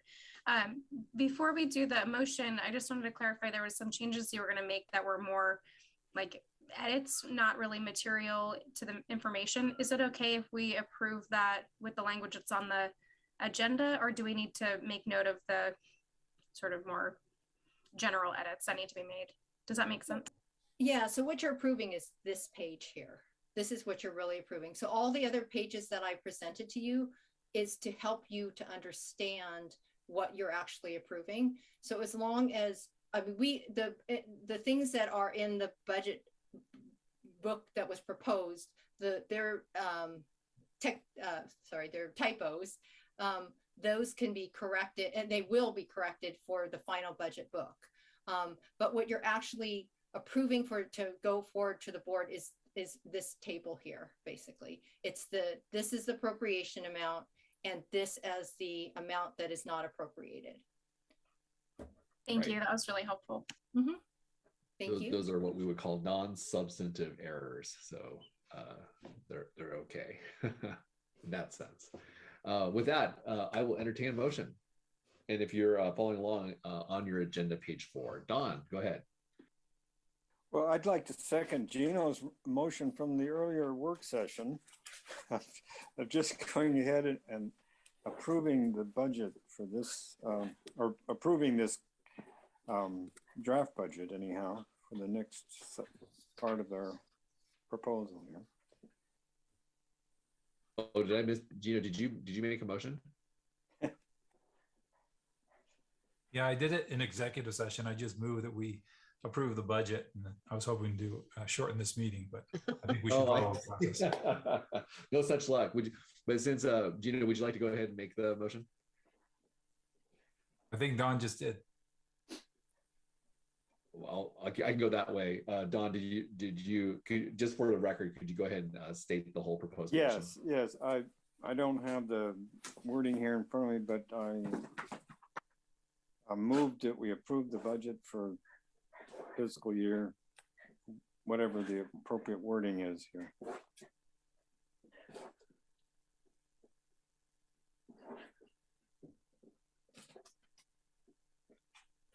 Now, I just have this on a small tablet, and so I don't have my other computer here to Um, see all. Do you mind terribly if I jump in and read it off for you? Please do. Yes. That's it. Mine's right here. I'll move that the LTD Budget Committee approve the proposed fiscal year 23 budget as presented and forward it to the LTD Board of Directors with a recommendation for adoption. And you can put that as me or as Don as making the motion. I don't have any preference. I'll second it. Carl, you're on mute. I hear you. I see you talking. Carl, you've been on mute for quite a while, actually. Oh my goodness. I was just saying, Emily, I will accept you as making the motion and Don as the second person seconding it. And with that, any final discussion before we go to a roll call vote? Okay, great. Well, I do echo what people have said. I appreciate the thoughtful and insightful discussion. With that, I will go ahead and move us to a vote and we'll roll call through. I'm just going to use my screen. We'll start with Gary Wildish. Aye. Pete Knox. Aye. Don Norden. Aye. Susan Cox. Aye. Gino Grimaldi. Yes. Jess Turk. Aye. Michelle Weber. Yes. Emily McCord. Yes. Caitlin Vargas. Aye. And I, Carl Gay, also vote aye. Motion passes. Congratulations. We're 1/3 of the way through. Thank you Great. so much. Are we back to you, Christina? Yes, yes, Great. we are. Go Thank ahead. you so much, you guys. I really very much appreciate it. And I'm just grateful. Thank you. And so the next two sections, the good thing about the next two sections is that none of these two sections that I'm going to go through have their plans. So you're approving a plan. You're not approving any, it doesn't appropriate any dollars. We can't spend any money. They are plans. And so I am going to start going through those two plans. One is the community investment plan and one is the long range financial plan. So this committee, if you recall, reviewed and approved the community investment plan, also known as the CIP, in October. And since that time, I have updated the CIP to reflect updates to grant funding available, project timing, adjustments, and new projects. And I'll review the changes in the next few slides. And as previously covered, the only projects added were for the major bus components and the rural shelters. And both of those are on page 61 of the budget document, if you want to see those two. The major bus components were inadvertently excluded from the CIP presented in October, and this is an ongoing state of good repair cost that has historically been included in the CIP. And the rural shelter replacement project is a $100,000 project that was added to fiscal year 2025 as a placeholder, while the out-of-district funding is being sought to address this need. And then this slide details the changes to projects that were approved as part of the CIP in October. And the reasons for the changes are really come into two categories. One is supply chain inflation has impacted the project timing and the project costs, or the scope of the project has changed from what was presented in October. And that brings us to the CIP updates questions from what you saw in October. Well, thank you. Jess, please go ahead. What was the scope and cost change due to for the strategic business plan update? 0.6 million. So the strategic business plan, what it did is it increased the scope of the project because what we had there before was just, I think, the current fiscal years. But then what we did is we decided that we're going to do the strategic business plan update I think it's like every 3 years. So so we add, if you look at the old one, beyond the current 3-year period, there's nothing in there, but we added those other future years out. And I think the other thing was they added in community surveys was the other thing that was added in there. Thank you. Mm-hmm. Any other questions regarding the amended CIP? Okay, hearing none. I hope I'm not stealing your next slide, Christina, I will entertain a motion. No, I appreciate it. Thank you.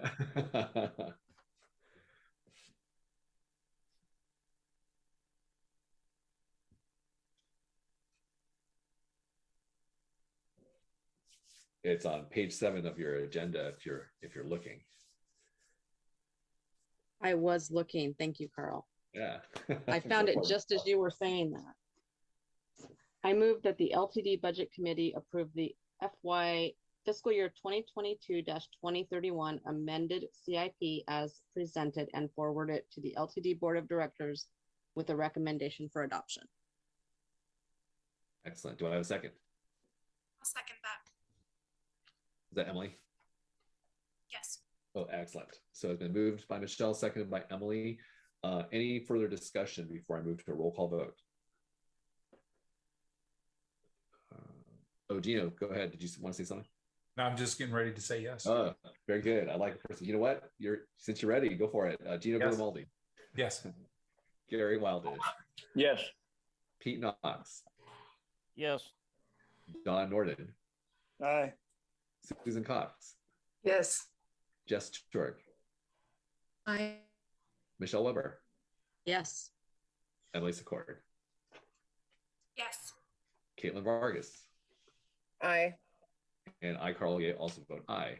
Congratulations Thank to you everyone. again. And also, and back to Christina again. All right, thank you. So I am going to move on to our long-range financial plan. And the long-range financial plan intersects both the fiscal year 23 budget and the CIP. It is a 10-year plan that projects the anticipated resources and expenditures over a 10-year period. It is updated at a minimum when the strategic business plan is updated, but ideally on an annual basis.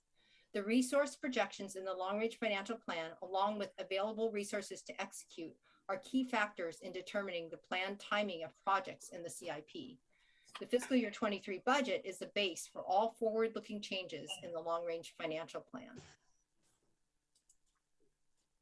So there are two main sources of annual revenue, passenger fares and payroll taxes. I will review both in the next few slides. Passenger fare revenue was trending down before the pandemic because of increased low income and student fare programs, as well as the implementation of a fare management system that allowed passengers to more easily take advantage of fare discounts. When the pandemic hit, to protect the safety of our transit operators, we temporarily stopped our collection of fares. We resumed fare collection in February 2021, but we offered a number of incentive programs, including free fares for our UMO passengers and those who were vaccinated. Ridership is currently half of pre-pandemic levels, and significant service changes are not expected in fiscal year 23, as we are spending this fiscal year gathering data through the comprehensive operations analysis, which will inform how we build back our service and increase ridership, resulting in associated passenger fare increases beyond fiscal year 23. The next three slides are for our payroll tax revenues. There are three types: payroll taxes paid by the employer, payroll taxes paid by self-employed persons, and payroll taxes paid by the government for state employees. All three of these tax projections are based on the projections from the Oregon State Office of Economic Forecasting, and we use using two of their variables. One is the Oregon average wages, and the second is the total non-farm employment. Fiscal year 22 and fiscal year 23 are intentionally conservatively forecasted to ensure that we continue to live within our affordable means, and because there are still many economic headwinds with COVID-19 variant risks and continuing world destabilizing events. Our payroll tax forecast assumptions are also vetted with the Department of Revenue for reasonableness.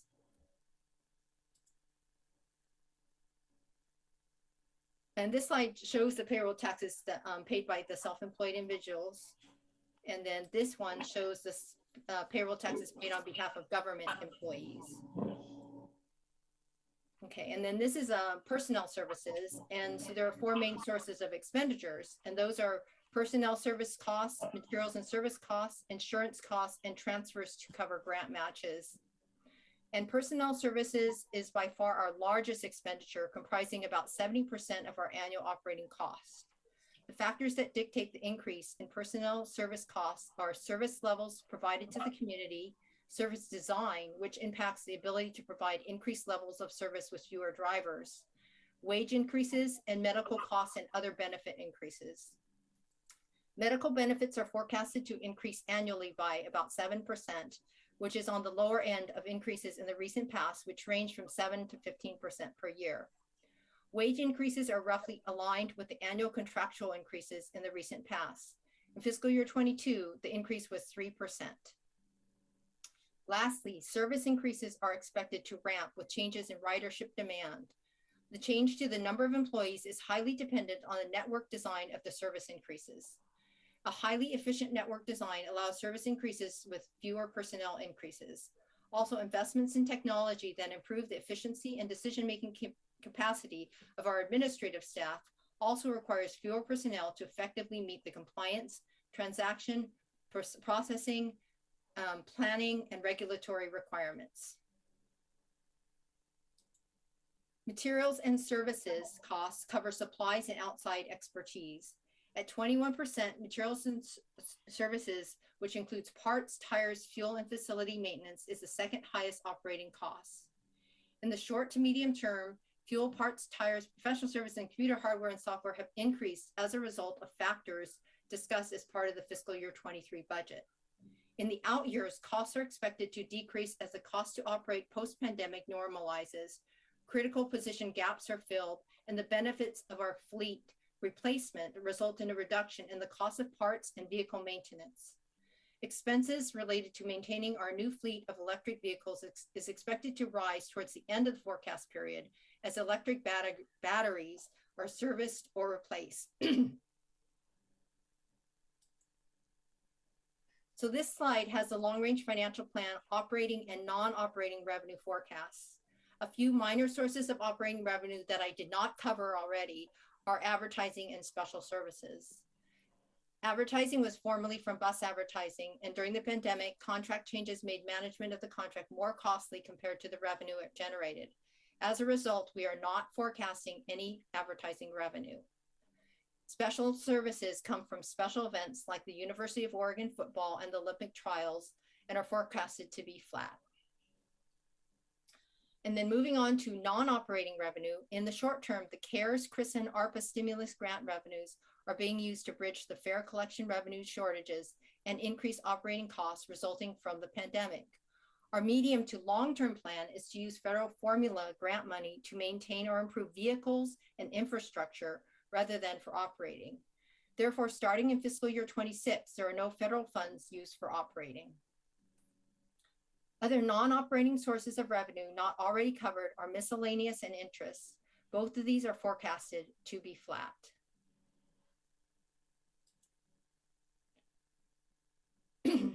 I have reviewed the operating requirements in detail with the charts. General fund transfers are for operating fund grant matches and is forecasted to be flat. General fund transfer for grant match to the capital fund align with the requirements from the 10-year community investment plan. In fiscal year 23 only, we have a one-time transfer to set up a sustainable services reserve. As funding allows, additional funds can be transferred to this fund as needed to align with policy or as requested by the board. And that brings us to our question slide. Thanks, Christina. Are there any questions? I do have one, but I'll put myself in the queue. I'd like to see if anyone else would like to ask questions first.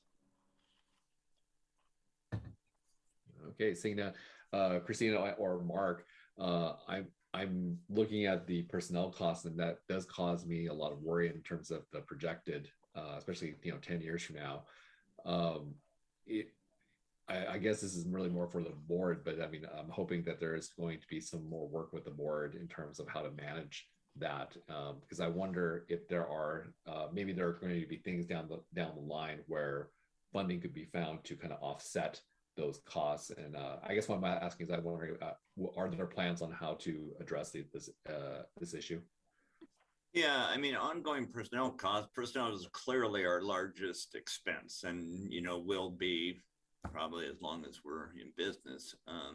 You know, and part of the problem is healthcare expenses when they're going up between 7 and 15% a year.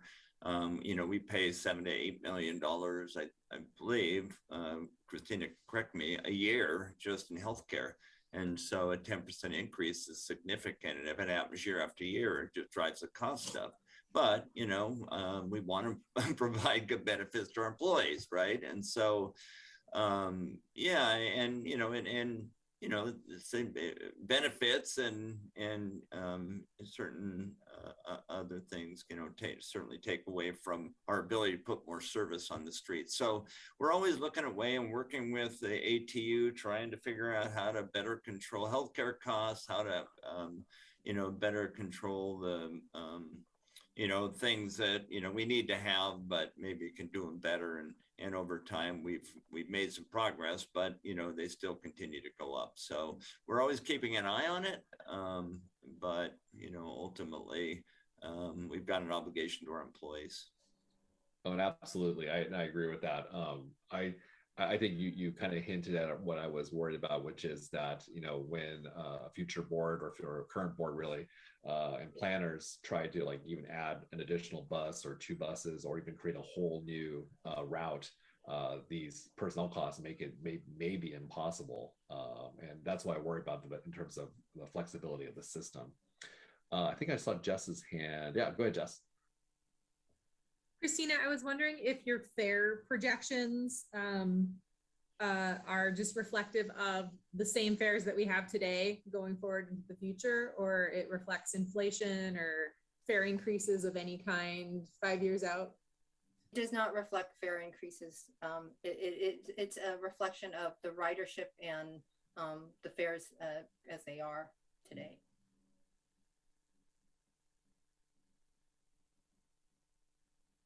Great. Any other questions for Christina or Mark about the long range plan? Okay, with that, I will entertain a motion.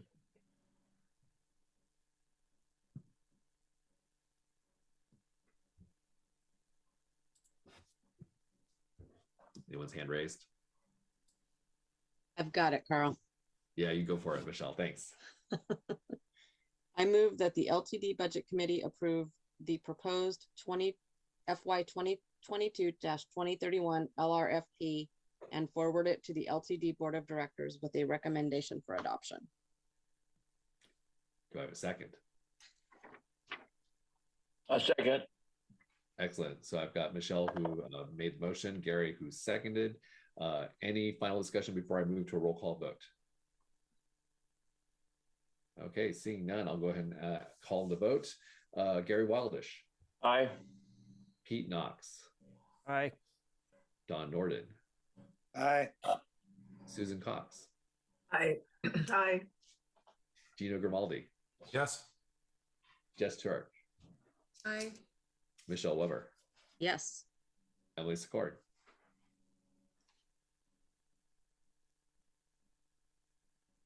Emily might be chasing after a little one. We'll come back. Yes, sorry, I was. Okay. That was a yes from Emily. Caitlin Vargas. Aye. And I, Carl Ye, vote aye. So motion passes. Christina, thank you very much for spending this time and putting this packet together. I said you and your staff have done that work, and thank you very much for that. Mark, thank you very much for your leadership and for bringing this to us as well. Let me double check the agenda, make sure I didn't miss anything. Oh, Mark, go ahead. Yeah, thank you all too. I mean, these are your questions are good. I mean, you know, we don't take our obligation to spend the public's money in a really good way, and you know, this accountability is important. So thank you all for your questions and issues. So definitely. Gary, go ahead. Yes, Christina, thank you so much. Great job. Good information. I would like to support Jess's comment on surplus property. Because I'm thinking about, you know, I'm sitting here within a quarter of a mile of the River Road Station, and that's a really good piece of property. And I think the real estate market still is pretty decent. And I think there's a great opportunity there, or the rest of the stuff down at the Santa Clara Square. And there's some other property I think you have. So I would really encourage the board to look at that as an opportunity to help the LTD. But thank you all. Well, thanks for that comment. And with that, members of this budget committee, thank you so much for your time today and your thoughtfulness. And board of directors, thank you as well. We have forwarded you our recommendations, and we hope you are able to do good with that. So with that, I will go ahead and adjourn this meeting. Have a great evening, everybody.